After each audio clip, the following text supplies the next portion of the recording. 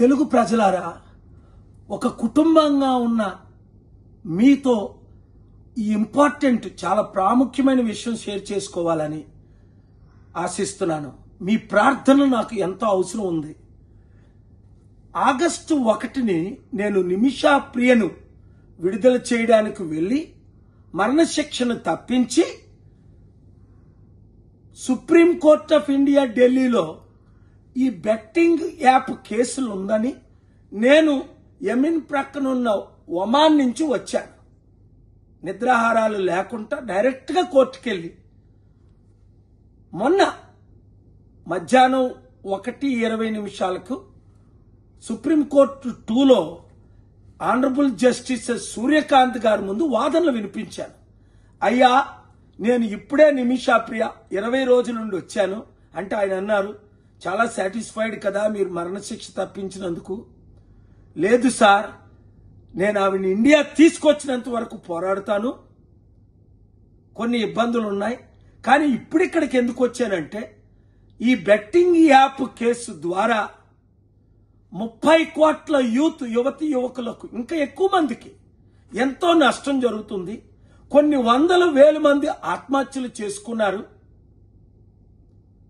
1100 మంది celebrities, god of the cricketer Sachin Tendulkar లాంటి వాళ్ళు యాప్ పట్టుకొని ఇది చాలా మంచి యాప్ అని అంటున్నారు. తెలంగాణ గవర్నమెంట్ ఎఫ్ఐఆర్లు పెట్టి 25 మంది యాక్టర్ని ఇన్వెస్టిగేట్ చేస్తుంది. దేశమంతా ఇది జరగాలి, ఇన్వెస్టిగేషన్లు చేయాలి, ఈ బెట్టింగ్ యాప్లను బ్యాన్ చేసేయాలి.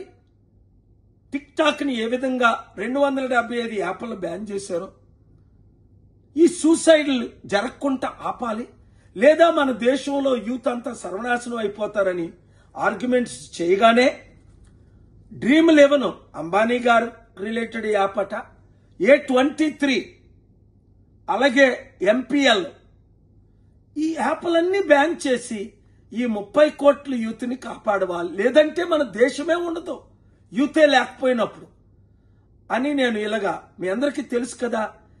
కామారెడ్డి రైతుల గురించి పోరాడాను, స్టీల్ ప్లాంట్ అమ్మకుంటా ఆపడానికి పోరాను, ప్రత్యేక హోదా గురించి పోరాడాను, ప్రవీణ్ పగడాల గురించి పోరాడాను, ఇల్లీగల్ కన్స్ట్రక్షన్స్ జరుగుతుంటే ఆపడానికి పోరాడాను.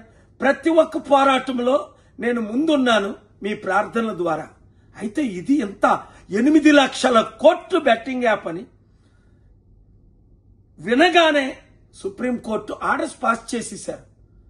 29 రాష్ట్రాలు ఆగస్టు 18 లోపున కౌంటర్ వేయండి, సెంట్రల్ గవర్నమెంట్ కి ఇంకొక 2 వారాలే సమయం ఇస్తున్నాను, మే 23 కౌంటర్ అడిగాను. అలాగే ఈ యాక్టర్స్, ఈ ఓనర్స్, ముఖ్యంగా ఈ యాపిల్ గూగుల్ వాళ్ళు, డబ్బున్న వాళ్ళు 1000 కోట్లు ఉన్నవారు లక్షల కోట్లు సంపాదిస్తున్నారు, డబ్బు లేని వారు ప్రాణాలు తీసుకుంటున్నారు. అది ఆనరబుల్ జస్టిస్ ని ఎంతో హార్ట్ టచ్ చేసింది. వెంటనే గ్యాంగ్స్ దిగిపోయారు. నిన్న ఢిల్లీలో పార్క్ హోటల్ నుంచి బయటికి తిందామని వెళ్తే చూడండి, బాగా ఫోటోలు చూడండి, ఈ ఆటో డ్రైవర్ చూడండి, ఆటో ఏం జరిగిందో చెప్తాను. నేను ఇలాగ వెళ్తుంటే అడ్డీశారు. దాదాపు 20 నిమిషాలు నేను అసిస్టెంట్తో పాటు ఇటు తిప్పి అటు తిప్పి కిడ్నాప్ చేయడానికి ప్రయత్నించాము, ఎత్తుకు వెళ్ళడానికి. డే టైం గనక 100 మంది ఉన్నారు గనక అందులో 7 వచ్చారు. కారులో 4 ఆటోలు, 2 ఇటు బ్లాక్ చేసేసారు. అటు వెళ్ళకుంటాను. రోడ్డు మీద ఎవరైనా బ్లాక్ చేస్తారా? ఇటు వీళ్ళు జనం. ఒక ఆయన నన్ను నడిపే హోటల్కి ఇలా బయటికి రాగానే మిమ్మల్ని ఎక్కడికి తీసుకెళ్ళాలి, ఆటోవాడు అంటాడు 30 రూపాయలు ఎక్కడైనా నడుపుతానని. 30 రూపాయలకి ఢిల్లీ అంతా తిప్పుతాడట. అర్థమైపోయింది ఏంటి ఇంకొక 2 వచ్చి నన్ను కిడ్నాప్ చేయడానికి బాడీ ఉండి మసులున్నారు. దేవుడు నాతో ఉన్నాడు కాబట్టి, మీ ప్రార్థనలు నాతో ఉన్నాయి కాబట్టి వెంటనే తప్పించుకొని వచ్చేసి లాబీకి పోలీసులు కాల్ చేశాను. Cannot place Delhi SHO Malik గారు, ఇన్వెస్టిగేషన్ ఆఫీసర్ శర్మ గారు వాళ్ళ టీంతో వచ్చేసారు హోటల్కి. ఇన్వెస్టిగేషన్ అయింది. అమిత్ షా గారికి లెటర్ రాశాను, మోదీ గారికి కాపీ పెట్టి పెద్దలందరికీ. మీకెందుకు చెప్తున్నానంటే నా ప్రాణం పోయినా పర్వాలేదు కానీ మీరు మాత్రం ప్రార్థించండి.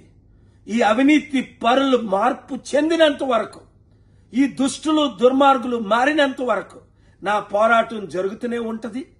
ఈ వీడియో అందరికీ షేర్ చేయండి.